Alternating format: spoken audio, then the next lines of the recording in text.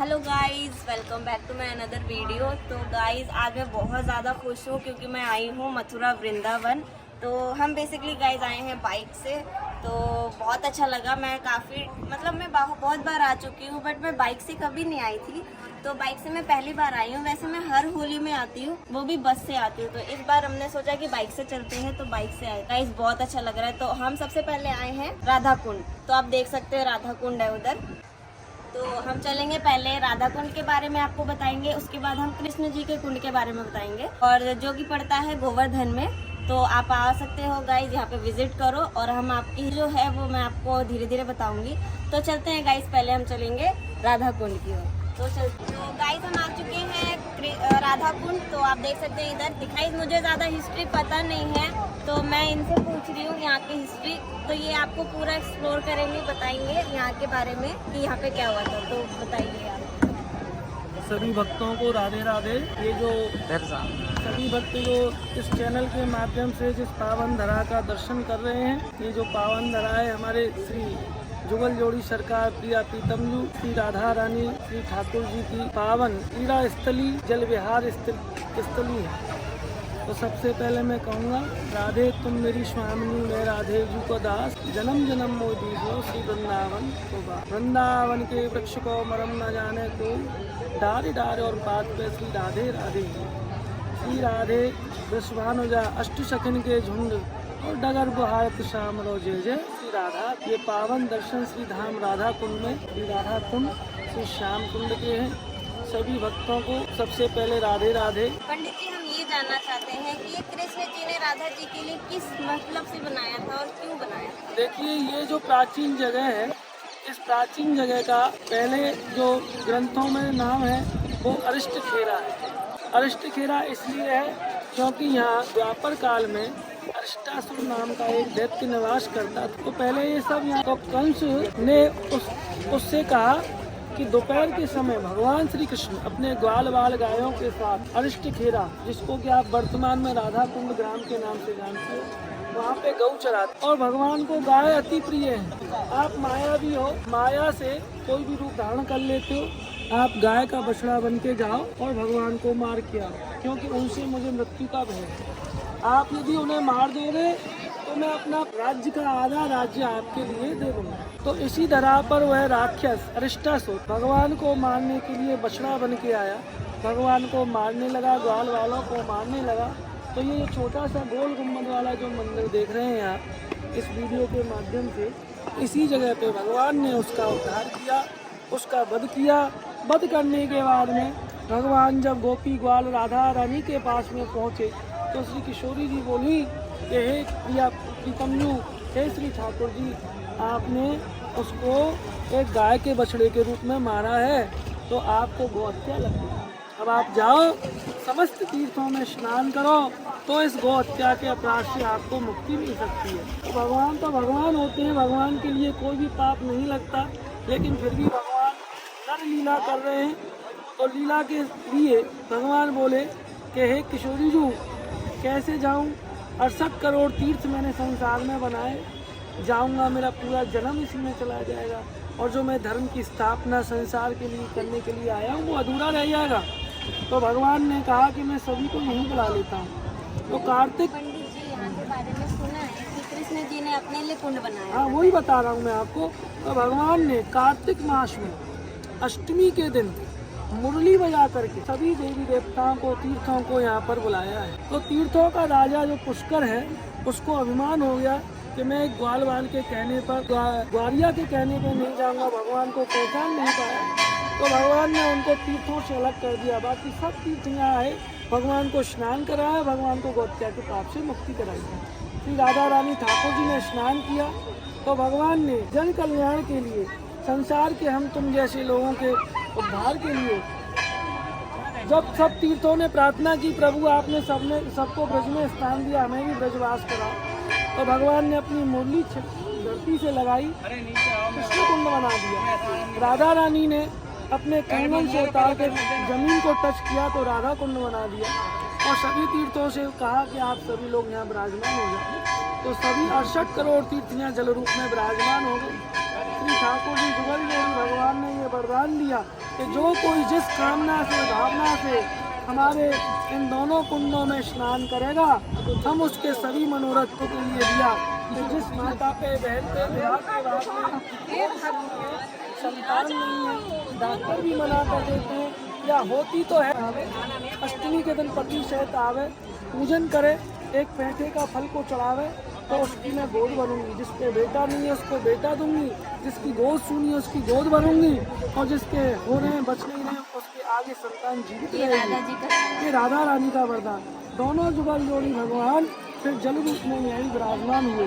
जैसे किशोरी जी हमारी सीधी हैं, इसकी आकृति देखिए, चारों बगल से एक जैसी आकृति आपको दिखाई देगी। जैसे हमारे भगवान टेढ़ी टांग से खड़े होते हैं, उसी छवि में कुंड का वहाँ पर दर्शन है। भगवान टेढ़े तो टेढ़ा मेढ़ा ही कुंड है। बीच में हमारे श्री गिरिराज महाराज गोवर्धन नाथ विराजमान है। इस साइड में वृंदावन वाके बिहारी जी का मंदिर है, जहाँ स्वामी श्री हरदास जी महाराज ने 12 वर्ष बैठकर तपस्या की, भगवान का साक्षात्कार हुआ, निधवन ले गए, निधवन से बाके अभी पहनते। सामने श्री रघुनाथ दास गोस्वामी जी का समाधि स्थल है, जो किशोरी जी का बैठ के यहाँ भजन किया, राधा रानी ने साक्षात दर्शन दिया। यहाँ जानवी माता जी की ये वृक्ष जो देख रहे हैं समाधि है। इस कुंड के भीतर एक और कुंड है, जिसको प्रिया जी ने अपने हाथों से बनाया, जो कि आज भी कच्चा है, पक्का नहीं है। इस कुंड की जो गहराई है वो लगभग 90 फीट बताई जाती है और 48 सीढ़ियाँ हैं। हाँ, और ये जो कलर आप पानी जल देख रहे हैं सभी तीर्थों का, कई बार इसका कलर चेंज हो जाता है, कभी दूधिया, कभी सफ़ेद, कभी लाल, कभी हरा, कभी वाइट। तो और जब अहोई का व्रत आता है, समय आता है, तो अहोई अष्टमी के मेले के बाद में किसी भी दिन अपने आप दूध की धारा निकलती है, जो किसी गिरिराज जी तक जाती है, उसके बाद अदृश्य हो जाती है। तो हमारी श्री राधा रानी श्री ठाकुर जी यहाँ जल रूप में विराजमान है। मैं सभी भक्तों से एक ही निवेदन करूँगा कि सभी भक्त प्रिया प्रीतम के दर्शन के लिए श्री धाम राधा कुंड अवश्य एक बार अवश्य आवे, और जिस माँ पे बहन पे संतान नहीं है, निसंतान है, वो जरूर अपने पति सहित आवे, लाडली जी जरूर उनकी गोद भरेंगी।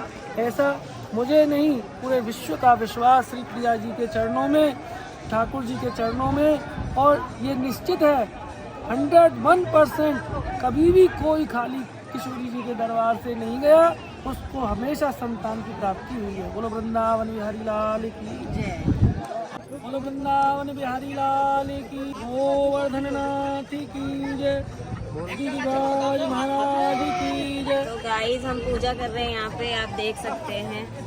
पंडित जी ने हमारे सारा हिस्ट्री वगैरह बताई है, तो पहले पूजा कर लेते हैं, उसके बाद मैं आपको और थोड़ी सी जानकारी दे दूँगी। चलते हैं घर। ओम केशवाय नमः, कृष्णाय नमः, माधवाय नमः, माधवाय नमः, गोविंदाय नमः, राधिकाय नमः।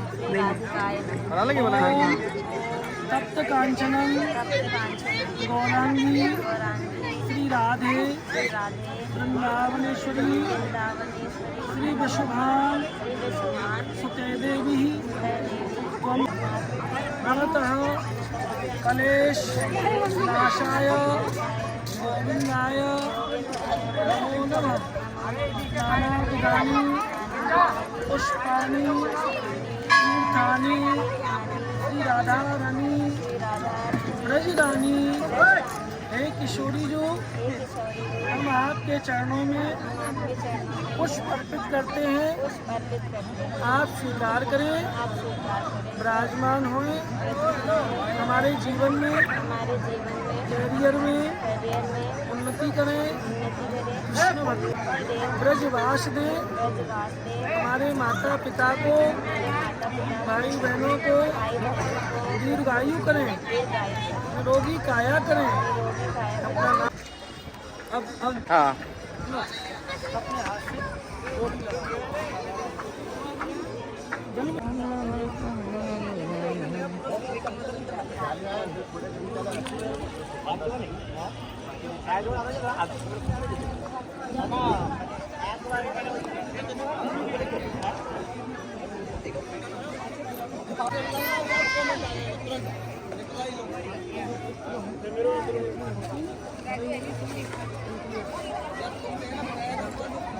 और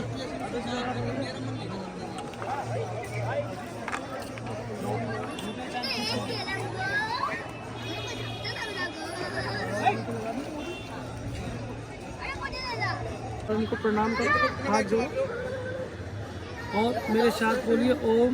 ओम मांगना है, एक डिमांड करें कि गाइस हमने राधा कुंड के बारे में आपको सारी जानकारी दे दी है और अब चलेंगे हम कृष्ण कुंड की ओर, वहाँ पे भी थोड़ी सी हिस्ट्री उनकी जान लेंगे। तो आप देख मेरा राधा कुंड। गाइस यहाँ के बारे में स्टोरी मुझे तो नहीं पता थी, बट पंडित जी ने सारा चीज़ एक्सप्लोर कर दिया, उन्होंने बता दिया, तो आप देख लेना। तो चलते हैं अब कृष्ण कुंड की ओर, फिर वहाँ की थोड़ी सी हिस्ट्री जानते हैं, फिर आगे बताते हैं। चलिए। ये श्री कृष्ण कुंड, जिसको श्याम कुंड के नाम से भी जानते हैं, कृष्ण कुंड भी बोला जाता है। तो जैसे भगवान की छवि होती है, राधा रानी की छवि होती है, उसी छवि में दोनों पावन धरा, जैसे टेढ़े वो इस खड़े पावन होते हैं, धरा उसी पे ये तरीके। कुंड बने हुए हैं। भगवान टेढ़ी टांग करके मुरली हाथों में लेके जैसे खड़े होते हैं, उसी छवि इसी में प्रकार की ये कुंड ये बनी। कुंड का दर्शन कर रहे हैं, जो कि स्वयं श्री कृष्ण के रूप में विराजित है।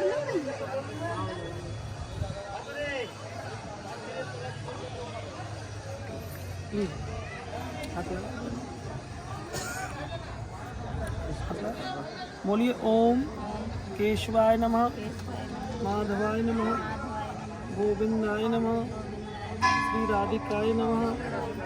ओम श्री कृष्णाय नमः, कलेश नाशाय गोविंदाय नमो नमः। ओम सप्तकांचनम गौरांगी श्री राधे वृंदावनेश्वरी श्री वृषभान सुते देवी ओम नमामि हरि प्रिय। बोलो वृंदावन बिहारी लाल की। प्रणाम कर दो ठाकुर जी को। यहाँ स्वयं बांके बिहारी जल रूप में विराजमान है। बोलिए राधा रानी की। तो गाइज आपने देखा होगा कि राधा कुंड के बारे में पंडित जी ने हमें बताया सारा स्टोरी, और ये है कृष्ण कुंड, जहाँ पे कृष्ण जी ने अपने लिए ये बनाया था। तो कृष्ण जी ने उन्होंने ऐसे बताया कि इन्होंने बंसी सटाया था तो ये कुंड बना था, और राधा जी ने अपने कंगन से वो कुंड बनाया था। तो वो राधा कुंड है, ये कृष्ण कुंड है गाइस। तो दोनों ने अलग अलग बनाया था। और इस कुंड के बारे में पंडित जी ने ये बताया कि इसकी जो आकार है वो थोड़ी सी टेढ़ी है। तो क्योंकि कृष्ण जी की जो मूर्ति वगैरह थी, वो ये बता रही थी कि इसका जो आकार है वो थोड़ा सा टेढ़ा है, क्योंकि हमेशा आपने कृष्ण जी की मूर्ति वगैरह देखी होगी, वो थोड़ी सी अलग होती है। तो उसी तरीके से कृष्ण जी का जो कुंड है वो भी सबसे अलग है। तो आप देख सकते हैं भाई। तो अब हम यहाँ से सीधा चलेंगे बांके बिहारी, वो रहा बांके बिहारी का मंदिर गाइस। बांके बिहारी में बहुत अच्छी सुंदर सी मूर्ति है कान्हा जी की। तो हम आपको वहाँ बहुत ही मुश्किल से उनके दर्शन होते हैं, का पता नहीं हमारे दर्शन होंगे भी कि नहीं होंगे बांके बिहारी की। तो चलिए गाइस, पहले मिलते हैं हम आपको बांके बिहारी।